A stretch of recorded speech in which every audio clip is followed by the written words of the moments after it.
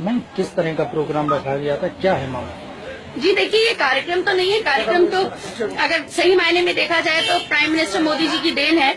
बहुत दुखद है कि डीमोनेटाइजेशन जिस तरीके से वो लेकर के आए हैं, तो आज के हालात के बाद और आज 8 तारीख से लेकर के आज की तारीख तक जो स्थिति इस देश में बन रही है, जो 80% जनता आज परेशान है, मैं मजबूर हूँ उनकी आवाज उठाने के लिए, क्योंकि कांग्रेस के नाम पर आवाज उठ रही है विपक्षी या विरोधी होने के नाते, केजरीवाल जी उठा रहे हैं पार्टी होने के नाते, मगर इन मजबूरों की कौन सुने।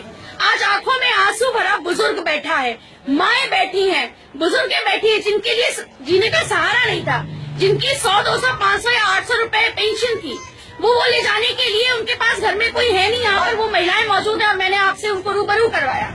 उनकी आवाज कौन उठाएगा, उनके लिए कौन लेके आएगा? मोदी जी आज इतने स्वार्थी क्यों हो गए?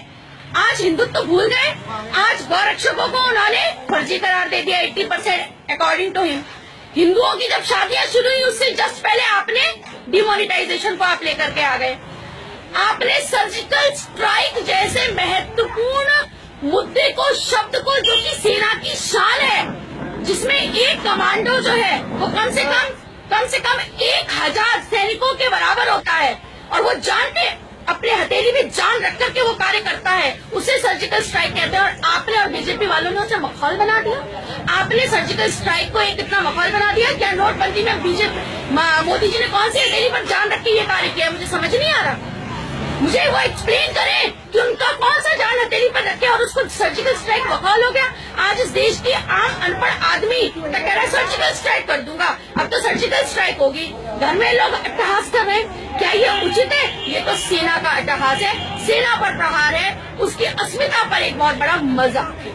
उससे भी बड़ी बात अब आती है इन मजदूरों की कौन सुनेगा। तो आज तो हम कहने पर मजबूर हैं कि डीमोनेटाइजेशन तो मोदी जी लाए और हम लेके आएंगे डीमोनेटाइजेशन। अब समझ में आ गया कि एक मुखौटा था वास्तव में, जो हिंदुत्व के नाम पे हमारे सर पर बैठ गया और राज करने लगा, लेकिन वो अयोग्य प्रशासक सिद्ध हुआ। आज आप संभाल नहीं पा रहे सिचुएशन को। महंगाई वही की वही है। क्या आप एक टेक्निकल टर्मिनोलॉजी में बात करिए। मैं प्रोफेसर हूँ मैथमेटिक्स की, थोड़ा बहुत अर्थशास्त्र का ज्ञान मैं भी रखती हूँ। आप लोग बताइए आज रुपए की स्थिति क्या हो गई, और क्या ये रुपए संभलने में आपको लगता है कि कम से कम 20 साल नहीं लगेंगे? आप जिस देश को डेवलपिंग से डेवलप्ड की बात करते थे, आपने उसे 20 साल पीछे खदेड़ दिया। आज बीजेपी वालों से मेरी व्यक्तिगत बात हुई और मैंने कहा भाई दिल पे हाथ रखो और गीता उनके हाथ में दे दे कि सच बोलो, क्या ये सही है? क्या ये सही है? आपने विमुद्रीकरण नहीं किया, आपने रिप्लेसमेंट किया। आप टर्मिनोलॉजी यूज गलत कर रहे हैं। It is not demonetization, it is the replacement of simple currency and that too with the guts of मोनोपोलिज्म।